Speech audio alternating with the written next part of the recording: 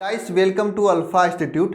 Guys आज हम class 12th chemistry यानी कक्षा 12 रसायन विज्ञान के चैप्टर नंबर 4 रासायनिक बलगतिकी को कंप्लीट करेंगे। रासायनिक बलगतिकी चैप्टर नंबर 4 के वे सभी प्रश्न जिसे आपको तैयार कर लेना चाहिए, जो आपके बोर्ड एग्जाम को लेकर महत्वपूर्ण है, उन सभी क्वेश्चंस को आज के इस लेक्चर में हम लोग कंप्लीट करेंगे और सभी क्वेश्चंस को सॉल्यूशन के साथ में यहाँ पर हम लोग कंप्लीट करेंगे।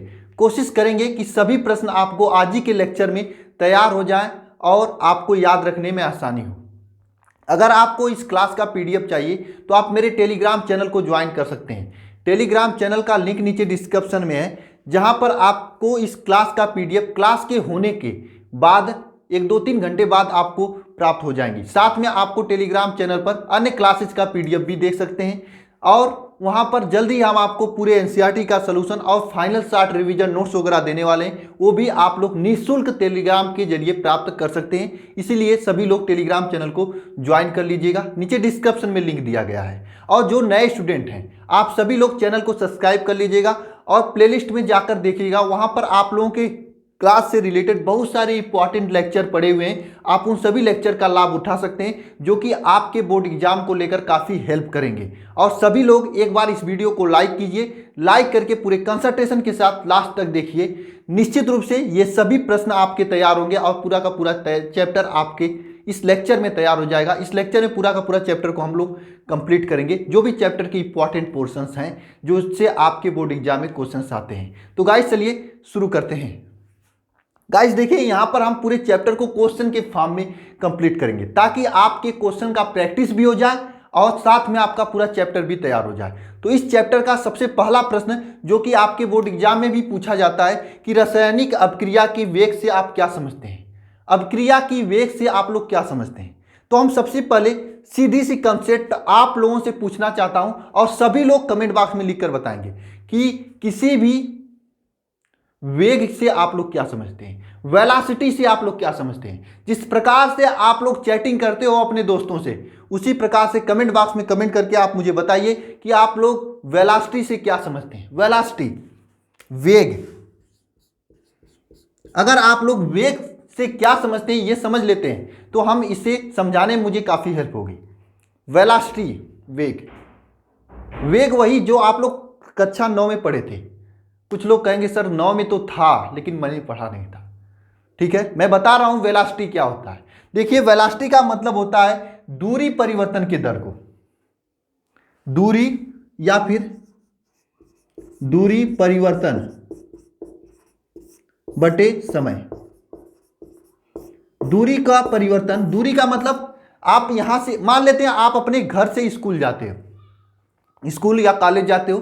कॉलेज क्यों जाते हो आप लोग? पढ़ने के लिए। कुछ लोग कहेंगे सर मैं पढ़ने के सिवा कॉलेज में जाकर सब कुछ करता हूं। देख छोड़िए उसकी बातें। तो कॉलेज जाते हो अपने घर से आप लोग, आपके घर से कॉलेज की दूरी 5 किलोमीटर है।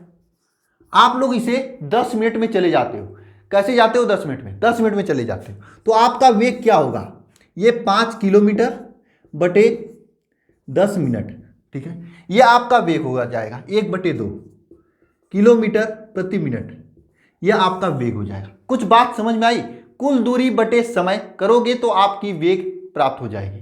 जो आपका दूरी होता है, जो दूरी आप गए हो, 0 से 5 किलोमीटर गए हो, नीचे समय से भाग दे देते हो तो वेग प्राप्त हो जाता है। अभिक्रिया के वेग में क्या होती है?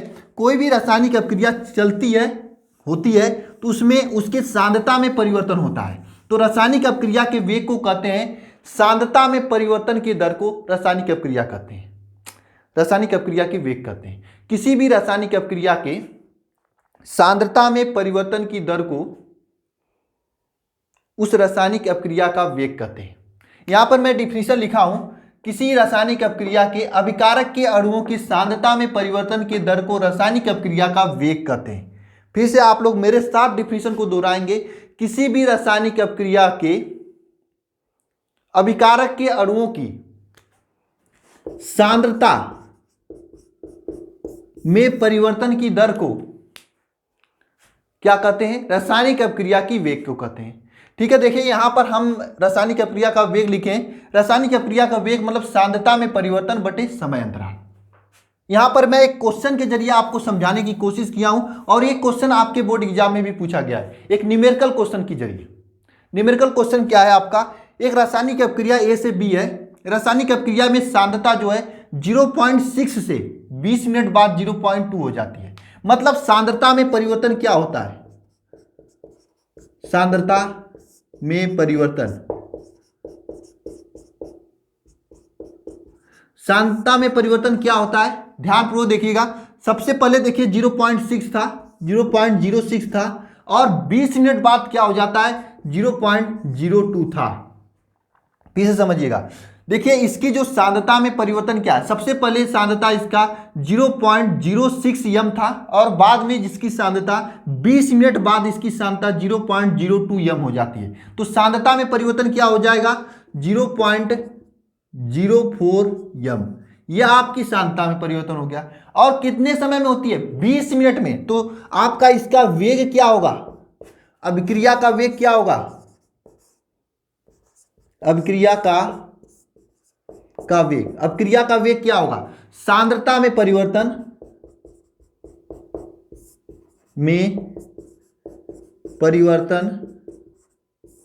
बटे समय अंतराल।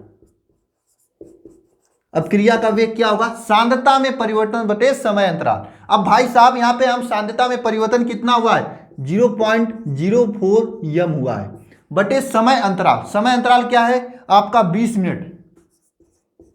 20 मिनट आप इसको भाग देंगे, गुणा करेंगे, जोड़ करेंगे, आपका अभिक्रिया की वेग समझ में आ जाएगा और आंसर भी आ जाएगा। तो अभिक्रिया की वेग क्या होती है, सांद्रता में परिवर्तन की दर को किसी भी रासायनिक अभिक्रिया का वेग कहते हैं। सभी लोग एक बार कमेंट बॉक्स में इस पूरे डिफिनीशन को लिखेंगे, सांद्रता में परिवर्तन की दर को किसी भी रासायनिक अभिक्रिया के वेग कहते हैं।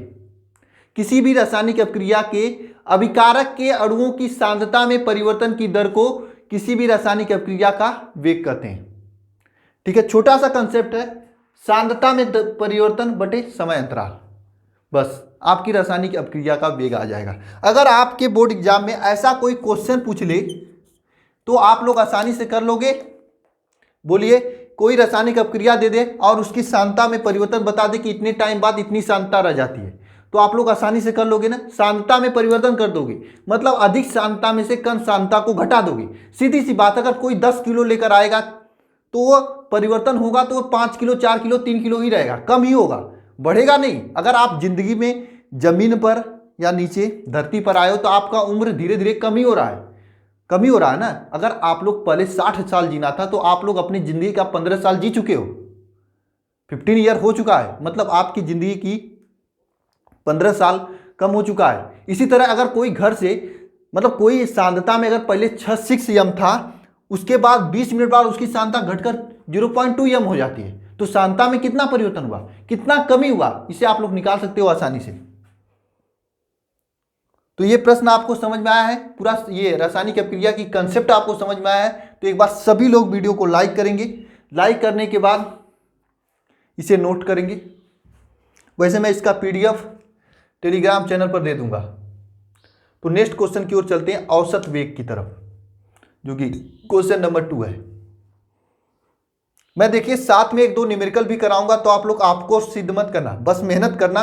कुछ स्टूडेंट कहते हैं सर आप ज़्यादा लंबी क्लास लेते हो तो मुझे पढ़ने में दिक्कत होती है, तो भैया आप पढ़ने ही छोड़ दो, दिक्कत होती है तो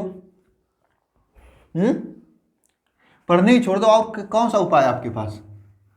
देखिए भाई साहब, आपके बोर्ड एग्जाम को लेकर समय कम है, बोर्ड एग्जाम मतलब सर पे आके बैठा है। सोचो जरा, फरवरी तो ऐसे निकल जाएगी जैसे आपके सामने से वो निकल जाती है। वो कौन भाई, जाने दो, ऐसे फरवरी निकल जाएगी। क्यों? क्योंकि इसी में आपको प्रैक्टिकल एग्जाम देना है, प्रयोगात्मक परीक्षाएं वगैरह देना है, तो ऐसे ही निकल जाएंगी। इसलिए 1-1 मिनट का उपयोग करो, खूब मेहनत करो। हम मेहनत कराने के लिए तैयार, हम तो मैराथन क्लास लेने के लिए तैयार थे, लेकिन कुछ लोग कहने लगे सर सर सर, कॉल करके कहने लगे, मतलब 4-6 लोग कहेंगे मैराथन क्लास लीजिए, अब 50 लोग कहेंगे मैराथन क्लास मत लीजिए। तो हमें क्या करना पड़ेगा भाई साहब, मुझे तो नहीं लेना पड़ेगा, मुझे लगेगा कि 2-4 स्टूडेंट को छोड़कर सभी लोग कर रहे हैं मैराथन क्लास सर फरवरी से लीजिए। क्यों? क्योंकि उनका प्री बोर्ड एग्जाम चल रहा है। अच्छी बात है, आप सभी को प्री बोर्ड एग्जाम देना चाहिए, टेस्ट देना चाहिए, लेकिन अपने पढ़ाई को छोड़कर नहीं देना चाहिए। पढ़ाई भी साथ में करनी चाहिए, टेस्ट भी देना चाहिए, प्री बोर्ड एग्जाम भी देना चाहिए। चलिए नेक्स्ट क्वेश्चन की ओर चलते हैं। एक रासायनिक अपक्रिया दिया है Na, रासायनिक अपक्रिया क्या है? Na plus NB N2B, N2B gives out M1A M1C plus M2D। ये आपकी रासायनिक अपक्रिया है। इस रासायनिक अपक्रिया की औसत वेग ज्ञात करना है। क्या ज्ञात करना है? औसत वेग। जरा आप लोग कमेंट बॉक्स में एक क्वेश्चन पूछ रहा हूं, मैं आप लोगों से एक क्वेश्चन पूछ रहा हूं। अगर आप लोग कमेंट बॉक्स में जो भी स्टूडेंट इसका सही जवाब देगा, मैं समझूंगा कि आप लोग पढ़ाई कर रहे हो, ठीक है, 11वीं में भी पढ़े हो। एक जनरल नॉलेज की क्वेश्चन है, जनरल नॉलेज छोड़िए, एक अच्छा क्वेश्चन है, समझ लीजिए। औसत वेग से आप अपने स्कूल जो है, मान लीजिए आपका घर है, घर से अपने स्कूल जाते हो, कॉलेज जाते हो, ठीक है, कॉलेज जाते हो, और जाने में आपको जाते हो 40 किलोमीटर प्रति घंटा, सॉरी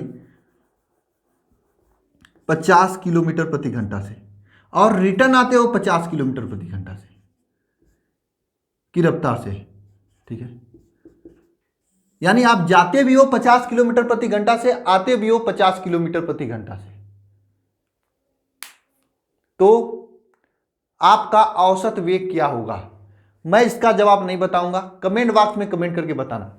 आप अपने घर से स्कूल या अपने कॉलेज जाते हो 50 किलोमीटर प्रति घंटा से, और रिटर्न भी आते हो 50 किलोमीटर प्रति घंटा से, जाते भी हो आते भी हो सेम रफ्तार से, तो आपकी औसत वेग क्या होगा? इसका जवाब आप लोग कमेंट बॉक्स में कमेंट करके बताना।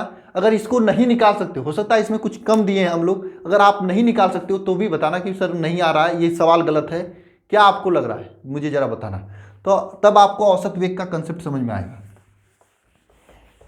चलिए देखिए क्या होता है, इसको कैसे निकालते हैं, इसका कैसे औसत वेग होता है।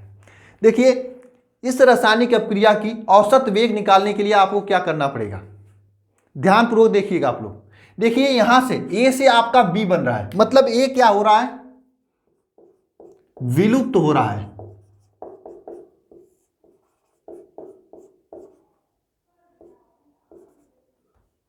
ये आपका क्या हो रहा है? विलुप्त हो रहा है। ये आपका विलुप्त हो रहा है। ए से बी बन रहा है, ए से सी बन रहा है, तो ये आपका क्या हो रहा है? विलुप्त हो रहा है। तो औसत वेग निकालते समय ए के विलुप्त होने की दर आप निकालोगे, यानी ए विलुप्त हो रहा है मतलब ए माइनस चलेगा, ठीक है, माइनस ए चलेगा, तो माइनस लगेगा आगे, ठीक है, डेल्टा ए, और फिर डेल्टा टी समय में हो रहा है, तो वही आप दर निकाले हो ना, दर मतलब वेग निकाले हो, मतलब ए की सांद्रता में परिवर्तन बटे एक लिया गया समय, ठीक है, ये तो निकाल दिया आप। लेकिन यहां पर देखिए n1 है, तो इस n1 को इस प्रकार से लिखते हैं 1/n1, ठीक है। इसी तरह b के विलुप्त होने की दर अगर आप लिखोगे तो किस प्रकार से लिखोगे? -1/n2 delta b upon delta T. यह आपके b के विलुप्त होने की दर है, यह आपकी a के विलुप्त होने की दर है, यह आपके b के विलुप्त होने की दर है। अब आप c क्या हो रहा है? c बन रहा है, तो c बनेगा, तो c के बनने की दर, c के बनने की दर, आपका c बन रहा है, तो c के बनने की दर क्या होगा? ध्यानपूर्वक देखिएगा, delta c upon delta T. जरा सोचिए यहां पर भी माइनस होगा, कमेंट बॉक्स में कमेंट करिए, कौन कौन कमेंट कर रहा है कि यहां पर भी माइनस होगा। दिमाग थोड़ा यहां पर करके पढ़ाई कीजिए। ये तो बन रहा है ना, बनेगा तो पॉजिटिव होगा, निगेटिव नहीं होगा। अगर ये पॉजिटिव होगा तो ये प्लस होगा, ठीक है, बनेगा, और यहां पर भी इसका गुणांक देखिए 1/m1 हो जाएगा, ठीक है। और इसी प्रकार d के बनने की दर, इसी प्रकार d के बनने की दर क्या हो जाएगा? +1/n1 delta d/m2 delta t, ये हो जाएगा। अब आपको औसत वेग इसको लिखना है। इसका औसत वेग कैसे लिखते हैं? ध्यानपूर्वक देखिएगा, इसका औसत वेग कैसे लिखेंगे आप लोग, ध्यानपूर्वक देखिएगा सभी लोग। जब इसका औसत वेग लिखेंगे तो इस प्रकार से लिखेंगे, -1/n1 delta a upon delta t is equal to -1 upon N2 delta B upon delta t is equal to +1 upon M1 delta C upon delta t is equal to +1 upon M2 delta T upon delta t. ये आपका रस समीकरण मिति से जो पढ़ रहे हैं वो काफ़ी अच्छा कर रहे हैं से आपका इस प्रकार से लिखोगे और यही आपका औसत वेग हो जाएगा। यह आपका औसत वेग हो जाएगा। अब मैं आपसे एक प्रश्न पूछ रहा हूं, इसका जवाब आप लोग कमेंट बॉक्स में कमेंट करेंगे। सिमिलरली इसी प्रकार से उसका आपको औसत वेग बताना है। आपका एक दूसरा रिएक्शन मैं दे रहा हूं, ये क्वेश्चन नंबर 2 का सलूशन है। मैं आपको दूसरा रिएक्शन दे रहा हूं। रिएक्शन क्या है? 1 अपान N1, एक मिनट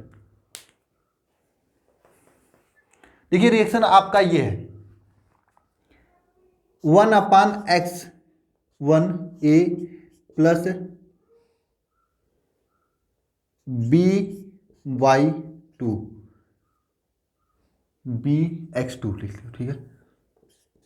X2 इस गिव्स आउट, ये गिव्स आउट, ये देता है आपको C/N1 प्लस D/N2। तो इस अभिक्रिया के लिए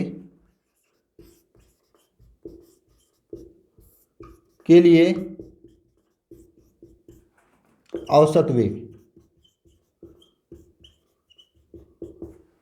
इस अभिक्रिया के लिए आपको औसत वेग ज्ञात करना है। इस अभिक्रिया के लिए मैं इसी प्रकार से आप लोग ज्ञात करोगे। अगर आपके बोर्ड एग्जाम में ऐसा पूछ दे तो आपको क्या करना है, नीचे कमेंट बॉक्स में कमेंट करना है इसका क्वेश्चन मैं आपसे पूछा हूं, ठीक है। कमेंट करना और इस क्वेश्चन को नोट कीजिए। तो मैं अगले क्वेश्चन की ओर चलते हैं, क्वेश्चन नंबर 3 की तरफ, ठीक है। नोट हो गया आपका? चलिए ठीक है। अब नेक्स्ट क्वेश्चन नंबर 3 है। वैसे तो मैं क्वेश्चन नंबर 3 नहीं बताने वाला हूं आपको, तो कुछ लोग कहेंगे सर क्यों लिखे हो। देखिए, मैं क्वेश्चन नंबर 3 को लॉन्ग क्वेश्चन में कवर किया कराया हूं। और जैसे आप लोग जानते हो ABCD या क ख ग घ, जैसे हिंदी का क ख ग घ है, उसी प्रकार से इस चैप्टर का पूरी की पूरी चैप्टर का रासायनिक बलगतिकी या चौथे चैप्टर का सबसे महत्वपूर्ण क्वेश्चन वही है आपका जो क्वेश्चन नंबर 3 है। क्वेश्चन नंबर 3 क्वेश्चन क्या है भाई साहब, में आप लोग जहाँ पढ़िएगा अपने से कि रासायनिक अभिक्रिया की कोटि तथा आणविकता को समझाएं तथा इनके बीच में अंतर लिखे। देखिए, मैं एक लिंक दूंगा डिस्क्रिप्शन में आपको, जहां पे मैं रासायनिक अभिक्रिया की कोटि तथा आणविकता को समझाया हूं और उनके बीच में अंतर बताया हूं। उसमें अच्छे से आपको लिख कर अच्छे से समझाया हूं। पूरा लॉन्ग क्वेश्चन इतना समझाया हूं, आप उसे देखिएगा। मैं उसका लिंक नीचे डिस्क्रिप्शन में दे दूंगा, क्योंकि मैं इसको समझाने लगा तो 30-35 मिनट तो ऐसे ही चले जाएंगे। जब एक बार मैं समझाया हूं अच्छे से तो दोबारा समझाने का क्या मतलब। अगर आपको नहीं आ रहा है तो जाकर उस लेक्चर को देखिएगा, लिंक डिस्क्रिप्शन में है। हम यहाँ पर थोड़ा मोड़ा आपको बता दे रहे हैं। देखिए, सबसे पहली बात आती है रासायनिक अभिक्रिया की आणविकता क्या होती है। देखिए, आपके पास कोई रासायनिक अभिक्रिया है, मान लेते हैं आपके पास यही रासायनिक अभिक्रिया है। आपके पास कोई रासायनिक अभिक्रिया है, H2 plus Cl2 gives out 2HCl, ठीक है। यह रासायनिक अभिक्रिया है। अगर इस रासायनिक अभिक्रिया से आपकी आणविकता पूछी जाए तो आप क्या करोगे। तो सबसे पहले आप सभी लोग जिसे इसकी आणविकता आ रही है कमेंट बॉक्स में कमेंट करें। कमेंट करने से आप लोग क्या होते हैं, जुड़े रहते हो, पहली चीज। दूसरी चीज ये होती है कि आप लोग का कंसंट्रेशन बना रहता है वीडियो लेक्चर की तरफ से। तीसरी चीज ये होती है आपकी प्रैक्टिस होती रहती है। इसकी आणविकता क्या है और कोटि क्या है, सभी लोग नीचे कमेंट बॉक्स में कमेंट करेंगे। मैं अभी आपको बताने जा रहा हूं। देखिए, आणविकता का मतलब क्या होता है। अगर आप सब्जी बना रहे हैं, सब्जी छोड़िए, चोखा जानते हो, कितने लोग चोखा के बारे में जानते हैं। बिहार से जो स्टूडेंट होंगे, बिहार में लिट्टी चोखा वहां का प्रसिद्ध है, ठीक है। चोखा छोड़िए, सब्जी की बात करते हैं। अगर सब्जी बनती है, सब्जी छोड़िए सब्जी को, अच्छा सब्जियों को लेकर आते हैं। चलिए, सब्जी बनती है जिसे आप लोग, कुछ लोग भाजी कहते हैं। भाजी कितने लोग कहते हैं सब्जी को, गांव में सब लोग कहते हैं भाजी, छोड़िए। तो सब्जी बनती तो सब्जी में क्या बनता है, मान लीजिए आप आलू गोभी की सब्जी बना रहे हैं, तो आलू गोभी डाल देंगे सब्जी बन जाएगी, कभी नहीं बनेगी। आलू गोभी के साथ में आपको नमक, तेल, ये सभी चीजें डालनी पड़ेगी, लहसुन, प्याज, ये सब लड़कियां अच्छे से बता लेंगी कि क्या क्या डालना होती है, ठीक है। आप सभी लोग डालोगे तब आपकी सब्जी बनती है। तो यहां पर आपकी आणविकता की बात आ रही है। तो आणविकता का मतलब यह है कि कोई भी रासायनिक अपक्रिया हो उसमें जो चीजें डालती है, जैसे सब्जी बनाने में क्या क्या चीजें डाली जाती है, उन सभी चीजों को जोड़कर आप लिख दोगे तो वो आणविकता होगी, उस सब्जी की आणविकता होगी, बनने वाली सब्जी की आणविकता होगी। जरा कमेंट बॉक्स में कमेंट करके मुझे आप लोग बताना कि सब्जी बनाने में क्या क्या चीजें यूज की जाती हैं, तो उसकी आणविकता क्या होती है। इसी तरह इस रासायनिक अपक्रिया में 2HCl बना है तो इसमें H2 और Cl2 यूज की गई है, तो इसकी आणविकता 2 होगी। लेकिन इसकी कोटि की बात करें, कोटि की बात करें तो 0 होगी। अब भाई साहब ये कोटि क्या होती है, अभी मैं आपको बता रहा हूं। एक रासायनिक अपक्रिया मैं और लिख रहा हूं आपके लिए, एक रासायनिक अपक्रिया मैं आपके लिए और लिख रहा हूं। एक रासायनिक अपक्रिया है आपकी 2NO2 gives out 2N2 plus O2, ठीक है। यह रासायनिक अपक्रिया है। इस रासायनिक अपक्रिया की बात करें तो इस रासायनिक अपक्रिया को देखकर कोई इसका कोटि आणविकता बता देगा।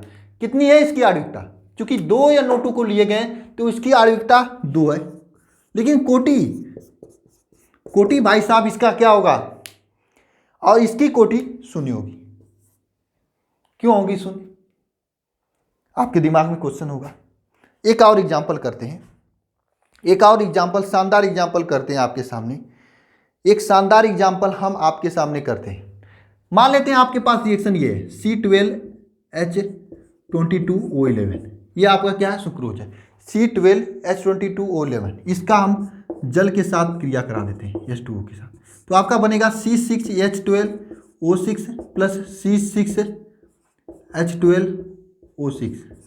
अब यहाँ पर ध्यानपूर्वक देखिए, यहाँ पर इसकी अगर कोटि की बात करें और आणविकता की बात करें,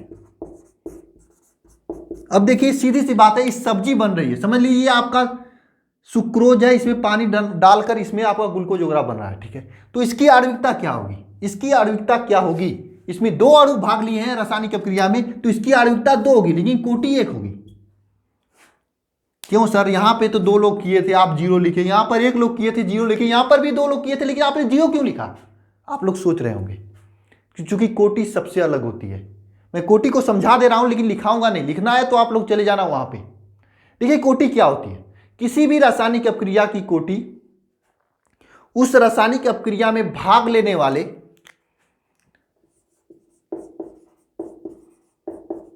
अभिकारक, ठीक है, भाग लेने वाले अभिकारक। सबसे पहले जान लीजिए यह आपका उत्पाद है और यह आपका अभिकारक है, ठीक है। भाग लेने वाले अभिकारक के अणुओं की, उन अणुओं की संख्या होती है जिनकी सांद्रता रासायनिक अपक्रिया के परिवर्तन के फलस्वरूप चेंज होती है। बात समझिए, आपको नहीं समझ में आई। कोई भी रासायनिक अपक्रिया की कोटि उस रासायनिक अपक्रिया में भाग लेने वाले अणुओं की उन संख्या होती है, उन अणुओं की संख्या होती है जिनकी सांद्रता रासायनिक अपक्रिया के परिवर्तन के फलस्वरूप परिवर्तित होती है, ठीक है, उसे कोटि कहते हैं। अगर यहां पर बात करें H2Cl2 का, इसमें न तो H2 का न तो Cl2 का रासायनिक अपक्रिया हो जाती है, इनकी सांद्रता में कोई परिवर्तन नहीं हो जाता। मतलब आप समझ सकते हो सब्जी बन जाती है लेकिन गोभी गलता नहीं है, वैसे ही कच्चा का कच्चा रह जाता है, यानी इसकी सांद्रता में कोई परिवर्तन नहीं होती है। तो ये आपका यहाँ पर कोटि 0 होगी, क्योंकि न तो इसके में चेंज होती है न तो इसके में चेंज होती है। इसी प्रकार यहाँ पर NO2 में होता है, न तो इसके में चेंज होती है, कोई भी चेंज नहीं होती। लेकिन यहाँ पर बात करें तो इसकी पूरी रासायनिक अपक्रिया की सांद्रता जब होती है, रासायनिक अपक्रिया होती है, तो यहाँ पर C12H22O11 जो था इसकी सांद्रता में कमी होती है, मतलब इसके सांद्रता में परिवर्तन होता है, तो इसकी कोटि 1 होगी, कोटि 1 होगी। बोलिए कोटि आपको समझ में आया।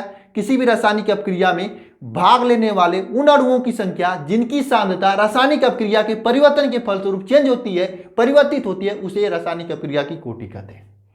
मैं आपको कोटि के बारे में समझाने में सफल रहा या नहीं, कमेंट बॉक्स में कमेंट करिएगा। देखिए जैसे इस चैप्टर की रासायनिक अपक्रिया कोटि एकदम बेसिक है।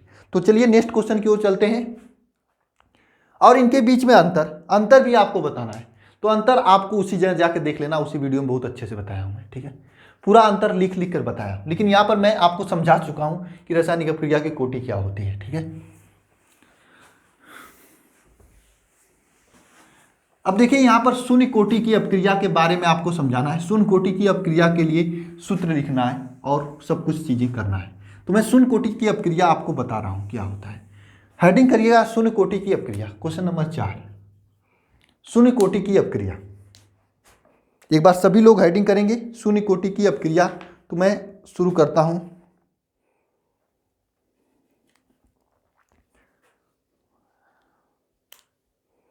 देखिए शून्य कोटि की अपक्रिया किसे कहते हैं, हेडिंग करिए।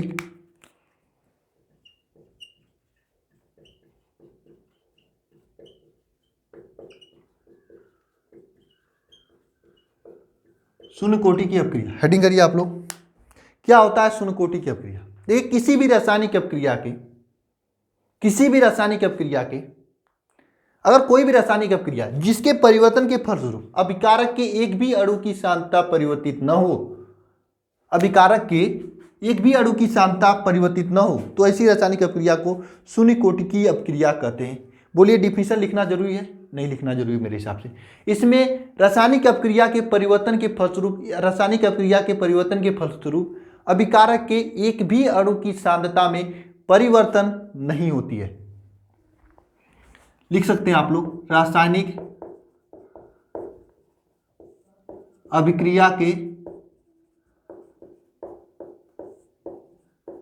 परिवर्तन के दौरान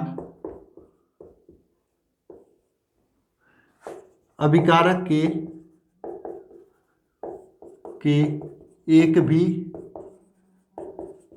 अणु की सांद्रता में परिवर्तन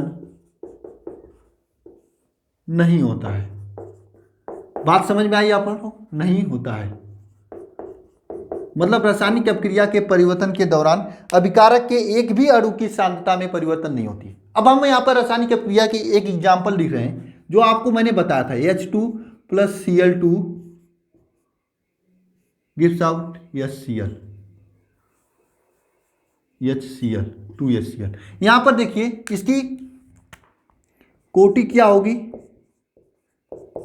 शून्य होगी, ठीक है। कोटि शून्य होगी मतलब इसके अभिकारक के अणु पर कोई सांद्रता निर्भर नहीं करती। इसकी जो है कि इसका दर जो है अगर लिखें तो K H2 के 0 घाट के और Cl2 के 0 घाट के समान होती है। पहली पॉइंट यह होगा कि अगर आपको शून्य कोटि की रासायनिक अपक्रिया के बारे में लिखने के लिए कहते तो आप ये लिखेंगे नंबर 1। नंबर 2 पर इसकी मात्रक को लिखते हैं, इसका मात्रक क्या होता है? मात्रक, ठीक है, क्या होता है? मोल प्रति सेकेंड आप याद रख सकते हैं। कुछ लोग कहेंगे सर मात्रक आप गलत लिखे। देखिए मोल को क्या लिखते हैं? मोल को आप लोग क्या लिखते हो? अरे सॉरी, एक मिनट, गलत तो लिखा ही गया है। होता है इसका मात्रक मोल लीटर इनवर्स बटे सेकेंड। मोल लीटर इनवर्स बटे सेकेंड, ये इसका मात्रक होता है। क्या होता है? मात्रक होता है, ठीक है। तीसरी चीज आती है, तीसरी चीज क्या आती है इसमें? तीसरी चीज इसमें आती है अगर इसका सूत्र पूछ दे, K = x/T होती है, x/T, जहां पर K वेग स्थिरांक और T समय और x सांद्रता होगा, ठीक है। जहां पर K वेग स्थिरांक, T समय और x सांद्रता होगा। तो इसे आप लोग लिख लीजिएगा शून्य कोटि की रासायनिक अपक्रिया के बारे में। चलिए चलते हैं नेक्स्ट क्वेश्चन की ओर, क्वेश्चन नंबर 5। बोलिए आप लोगों को समझ में आ रहा है? आप लोगों की पढ़ाई वढ़ाई कैसी चल रही है? समय अंतिम चल रहा है, बस ज़्यादा दिन नहीं बचा है अंतिम लड़ाई के लिए। तैयार हो जाइए आप लोग, मेहनत खूब कीजिए, रात को सोइए तक मत। ठीक है, क्वेश्चन क्या है, प्रथम कोटि की रासायनिक अपक्रिया के 4 गुण लिखिए। क्वेश्चन नंबर 5, प्रथम कोटि की रासायनिक अपक्रिया की 4 गुण लिखिए। मैं थोड़ा सा मुझे चलिए, ठीक है, प्रथम कोटि की रासायनिक अपक्रिया के 4 गुण लिखना है आपको। क्या होता है प्रथम कोटि की रासायनिक अपक्रिया?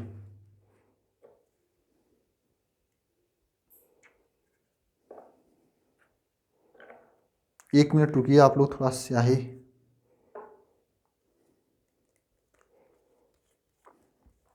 चलिए हेडिंग करिए, प्रथम कोटि की रासायनिक अपक्रिया।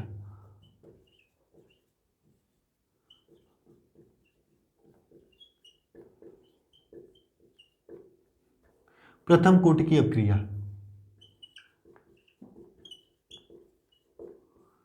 देखिए प्रथम कोटि की अपक्रिया क्या होती है? एक ऐसी अपक्रिया जिनका सांद्रता में केवल एक अणु का परिवर्तन हो। कोई भी ऐसी रासायनिक अपक्रिया हो जिनकी सांद्रता केवल एक अणु का परिवर्तन हो, ऐसी रासायनिक अपक्रिया जिसमें सांद्रता में परिवर्तन के फलस्वरूप एक अणु क्या, एक मिनट लिख देते हैं, एक ऐसी रासायनिक अभिक्रिया, एक ऐसी रासायनिक अपक्रिया जिसके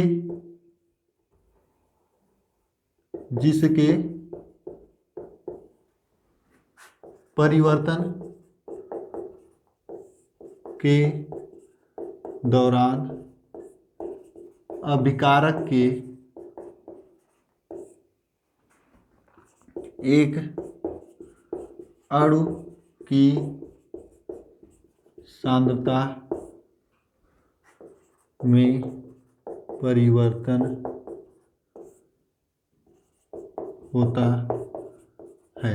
एक रासायनिक ऐसी रासायनिक अपक्रिया जिसके परिवर्तन के दौरान अभिकारक के एक अणु की सांद्रता में परिवर्तन होता है।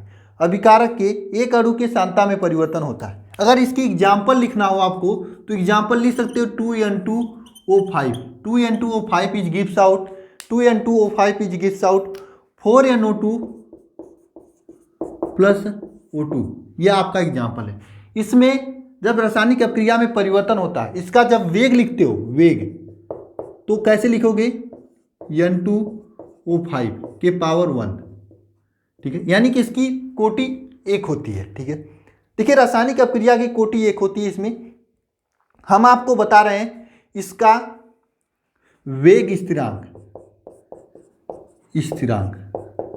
और वेग स्थिरांक की फार्मूला आप लोग 5 बार कमेंट बॉक्स में सभी लोग लिखना। क्यों लिखना? क्योंकि यह आपसे इस चैप्टर से अगर न्यूमेरिकल बनता है तो यहां से ही बनता है। ठीक है, 2.030 upon T log a upon a minus X, ये आपका वेग स्थिरांक के लिए फार्मूला होगा। यह आपका वेग स्थिरांक के लिए फार्मूला होगा। और प्रथम कोटि की रासायनिक अपक्रिया के लिए अर्ध आयुकाल,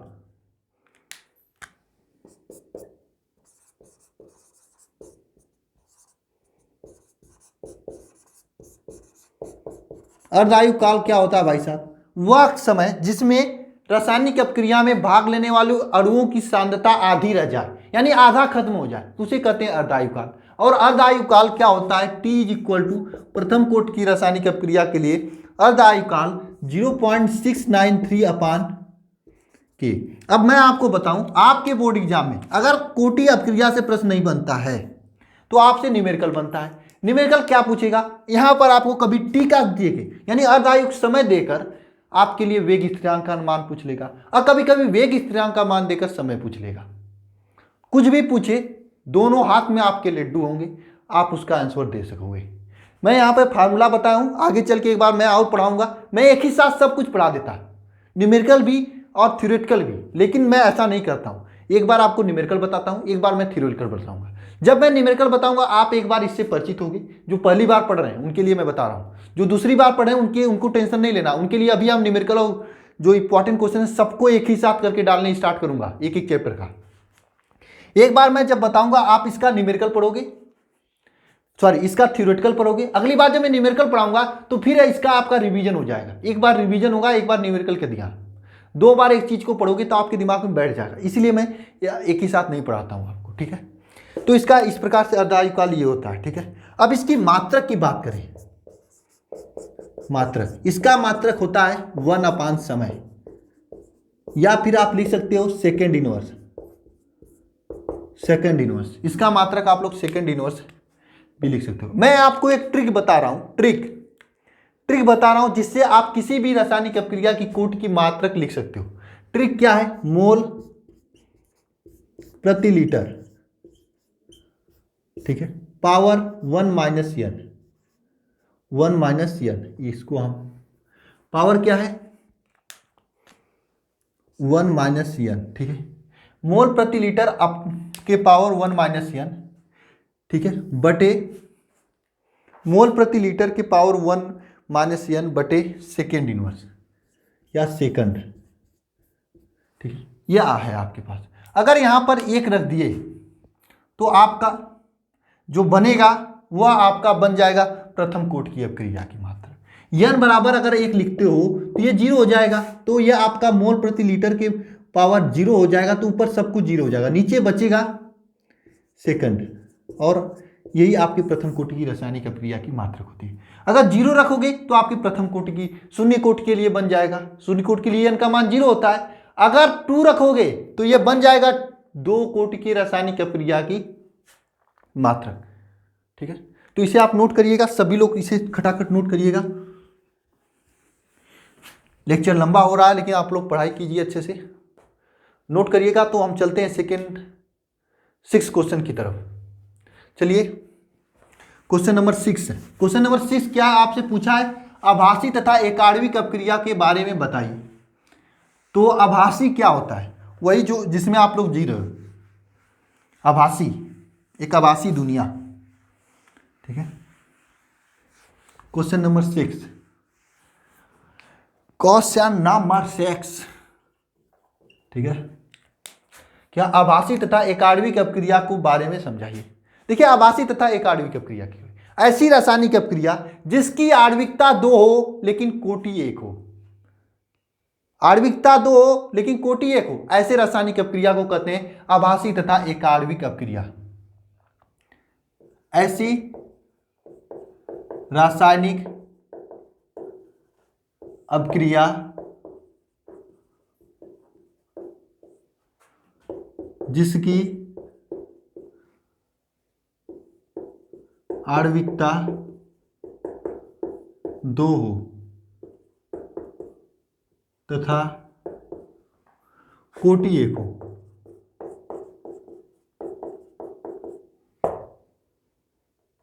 आभासी तथा एक आणविक क्रिया कहते हैं।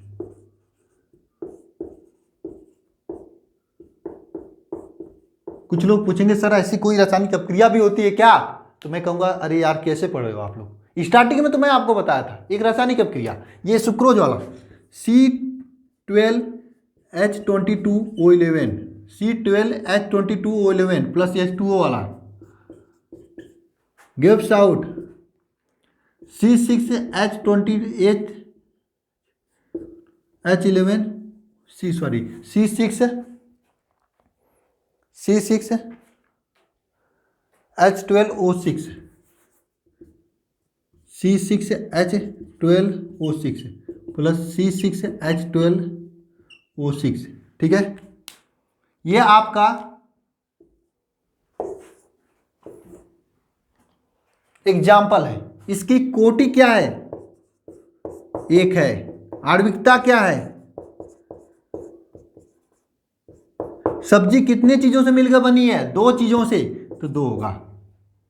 तो ये आपका आभासी तथा एकाण्विक अपक्रिया का एग्जाम्पल है, नोट करिएगा। तो मैं नीचे वाला क्वेश्चन बता रहा हूं, सबसे अच्छा क्वेश्चन अगर सबसे टफ बनता है तो वही 7वां क्वेश्चन बनेगा इस चैप्टर से, और ऐसे क्वेश्चन करने में आप लोगों की समस्याएं होती हैं।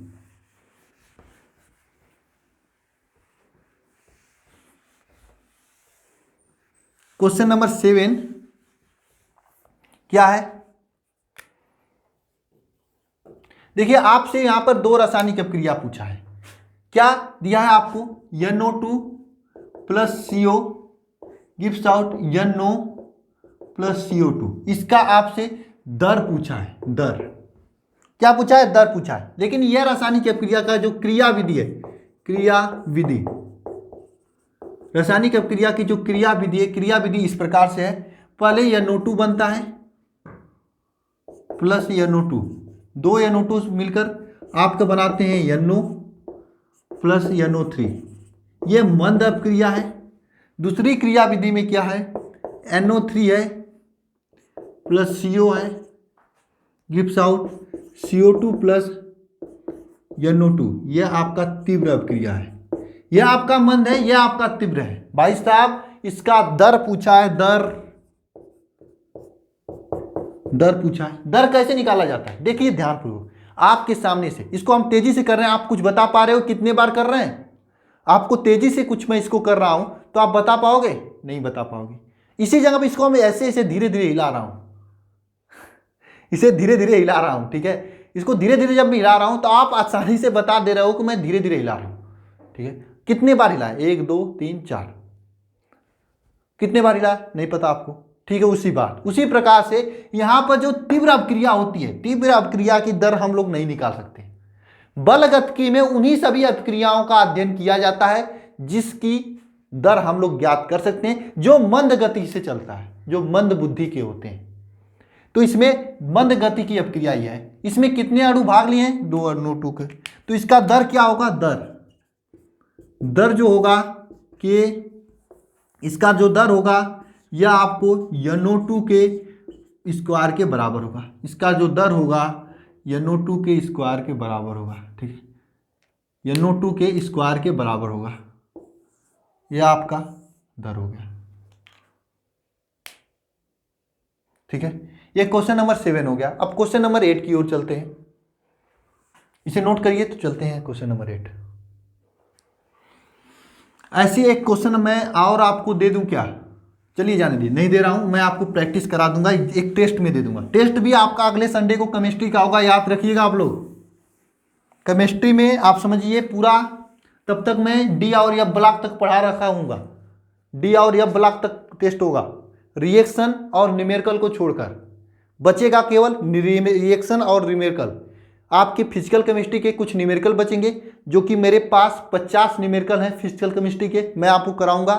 प्लस आपके कुछ रिएक्शन बचेंगे। इन दोनों को छोड़कर हम आपका पूरा टेस्ट लेंगे डी और एफ ब्लॉक तक।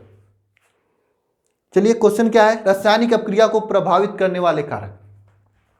पहली चीज मैं आपसे पूछना चाहता हूं, आप जब पढ़ाई करते हो तो आपको पढ़ने में, आपको पढ़ाई को डिस्टर्ब करने वाले कौन कौन से कारक हैं?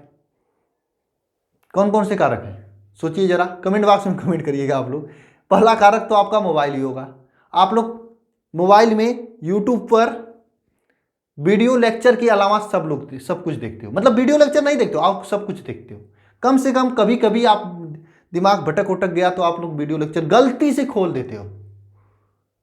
थंबनेल जाता है आपके सामने, लगता है हाँ ये मेरे लायक है, खोल देते हो। लेकिन तो आपको ये सभी चीजें डाइवर्ट करती हैं, मतलब आपको प्रभावित करते हैं, आपके पढ़ाई में प्रभावित करते हैं। लेकिन आप लोगों से एक रिक्वेस्ट करता हूं मैं, सीरियसली आप लोग सभी लोग एक बार ध्यानपूर्वक बात सुने। समय बहुत कम बचा है। जो कुछ भी आप लोग देखते हो जेन्युइन है, आपकी एज में सब लोग देखते हैं, ठीक है। लेकिन आप लोग मूवी वगैरह या फिर इस समय जो वेब सीरीज वगैरह या फिर क्रिकेट भी आने वाला है, जब क्रिकेट चलेगा तो मैच वगैरह ये सब लोग देखते हैं, सबका एज होता है। लेकिन एग्जाम के टाइम में देखना बहुत ही गलत है, बहुत ही गलत है आप सभी के लिए। प्लीज़ 2-3 महीने के बाद एग्जाम है आपको, एक बार सभी लोग पूरी एनर्जी के साथ अपने एग्जाम की तैयारी करके एग्जाम को दे दें। उसके बाद जो कुछ भी आपको देखना है देखा कीजिएगा, कोई गलती नहीं है, सब चीज़ें आपके लिए देखने के लिए ही बनी है, ठीक है। और सब चीज़ों को छोड़कर आप ज़्यादा दिन तक नहीं रह सकते। अगर देखते भी हैं तो कम से कम समय के लिए आप लोग देखा कीजिएगा, लेकिन इस समय तो बंद कर दीजिए आप लोग। एक मूवी देखने का मतलब 3 घंटे चला जाता है, क्या मतलब निकलेगा? 3 घंटे में तो एक चैप्टर खत्म हो जाता है। हम 1 घंटे 1.5 घंटे में तो आपको पूरा चैप्टर बता दे रहे हैं, ठीक है। तो चलिए शुरू करते हैं। ये रासायनिक अपक्रिया को प्रभावित करने वाले कारक। इसी प्रकार से रासायनिक अपक्रिया को प्रभावित करने वाले कुछ कारक भी हैं। जब रासायनिक अपक्रिया होती है जैसे आप लोग जब पढ़ाई करते हो तो आपको प्रभावित होता है ना, उसी तरह से जब कोई रासायनिक अपक्रिया होती है तो उसे प्रभावित करने वाले कुछ कारक भी होते हैं। उन सभी कारक के बारे में अध्ययन करेंगे 8वें नंबर क्वेश्चन में। सबसे पहला कारक होता है आपका रासायनिक अपक्रिया को प्रभावित करने वाले कारक में सांद्र का परिवर्तन।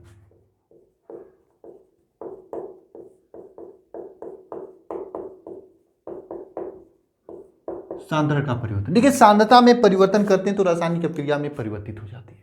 अगर सांद्रता को बढ़ा देंगे तो रासायनिक अपक्रिया की तीव्रता, रासायनिक अपक्रिया की गति बढ़ जाएगी। अगर सांद्रता को घटा देंगे तो रासायनिक अपक्रिया की दर घट जाएगी। तो यानी सांद्रता में परिवर्तन, रासायनिक अपक्रिया के परिवर्तन, अपक्रिया के वेग जो है आपका, ये डायरेक्टली प्रोपोर्शनल होता है सांद्रता में परिवर्तन में परिवर्तन। ठीक है, रासायनिक अपक्रिया के वेग जो है डायरेक्टली प्रोपोर्शनल होता है सांद्रता में परिवर्तन। किसी भी रासायनिक अपक्रिया में अगर सांद्रता इंक्रीज करते हैं तो उसकी वेग बढ़ जाती है, सांद्रता को डिक्रीज करते हैं तो उसकी वेग घट जाती है। दूसरा परिवर्तन आता है, दूसरा प्रभावित करने वाला कारक होता है आपका उत्प्रेरक। प्लीज आपसे एक रिक्वेस्ट है, आप सीधे ऐसे मत लिख देना एग्जाम में, लिखना कि रासायनिक अपक्रिया के दर को सांद्रता प्रभावित करती है। अगर सांद्रता को वृद्धि करते हैं तो रासायनिक अपक्रिया की दर बढ़ जाती है, और सांद्रता में कमी करते हैं तो रासायनिक अपक्रिया की दर कम हो जाती है, तब आपको नंबर मिलेगा। डायरेक्ट यही लिख देंगे तो नंबर नहीं मिलेगा।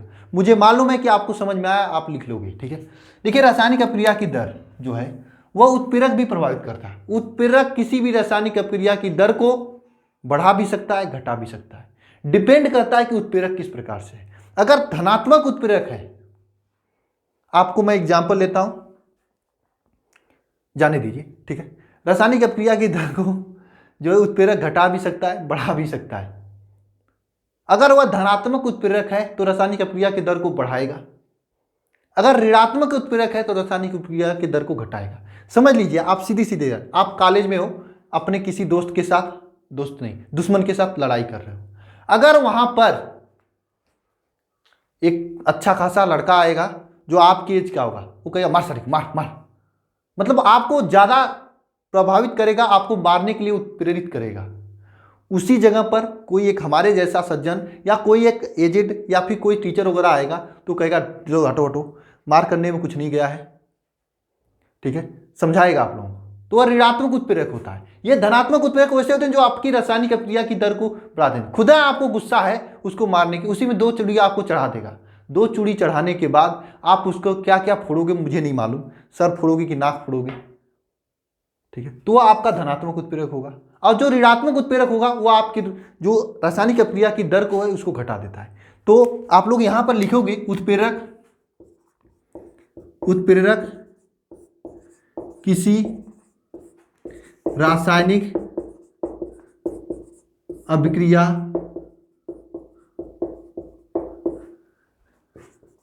की दर को परिवर्तित कर देता है, दर को घटा भी सकता है और बढ़ा भी सकता है। अगर वह धनात्मक उत्प्रेरक हुआ तो दर को बढ़ाएगा, अगर ऋणात्मक उत्प्रेरक होगा तो दर को घटाएगा। ठीक है, यानी जो दर को बढ़ाता है उसे वर्धक कहते हैं। उत्प्रेरक ही 2 प्रकार का होता है, जो दर को बढ़ाता है उसे क्या कहते हैं, वर्धक, जो दर को घटाता है उसे मंदक कहते हैं। ठीक है, तो उत्प्रेरक जो है रासायनिक अपक्रिया की दर को परिवर्तित कर देता है। ठीक है,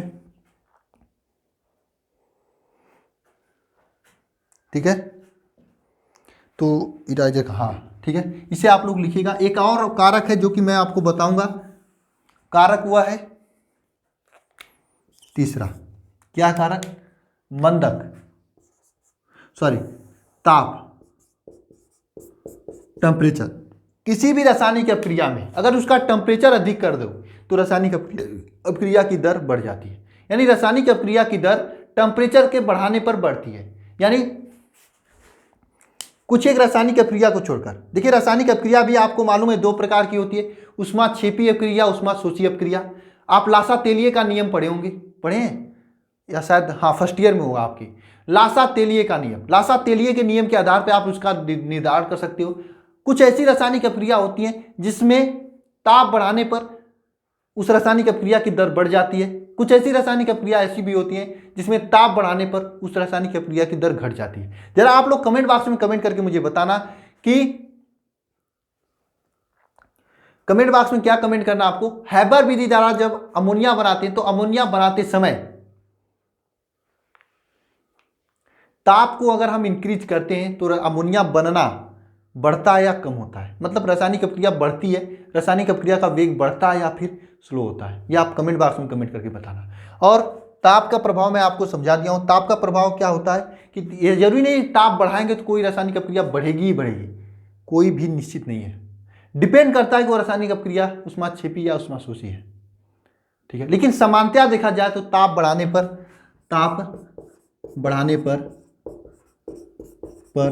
रासायनिक अभिक्रिया